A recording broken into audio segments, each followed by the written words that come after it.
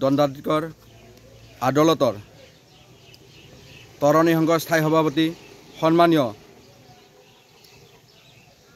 প্ৰদীপ ৰাজবংশীৰ সভাপতিত্বত আজি 16/2/2025 ইংৰাজী তাৰিখে বাস্কা জিলা তৰণী সংঘ কাৰ্যকৰী কমিটি এখন গঠন কৰা হয়।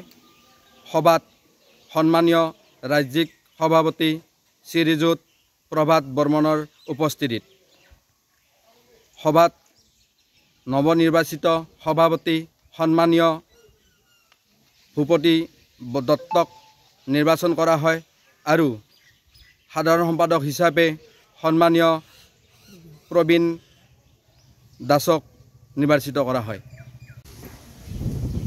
আজি আমি বাস্কা জিলা তৰণী সংঘখন কিয় গঠন কৰিব লগা হ'ল যে ৰাজ্যিক কমিটিৰ তৰফৰ পৰা আমাৰ নিৰ্দেশ আহিছে যে আমি আচলতে তৰণীবিলাক যদিও ভবা যায় যে আমি আচলতে বহুত আমাৰো একতা পদবী আছে, আমাৰ সন্মান আছে, গতিকে আমি মানুহৰ ঘৰত আজি যদি মানুহৰ এঘৰে ভাইয়ে যদি বেলা খাব লগা হয় তথাপিতো আচলতে তৰণী গৈ লিখা পঢ়া কৰি সমস্যাটো সমাধান কৰা হয় আৰু অফিচত আমি যিকোনো প্ৰকাৰে যিসকল ব্যক্তিয়ে আমাৰ ওচৰলৈ আহে তেওঁলোকক আমি যিকোনো প্ৰকাৰে আগুৱাই নিয়াৰ প্ৰচেষ্টা কৰোঁ। তৰণীৰ অৰ্থ এইটোৱে হৈছে আমি আচলতে খাটুৱাল, আমি যিকোনো প্ৰকাৰে তেওঁলোকক পাৰ কৰাই দিব লাগে। এইটোৱে হৈছে আমাৰ প্ৰথম উদ্দেশ্য আৰু লক্ষ্য।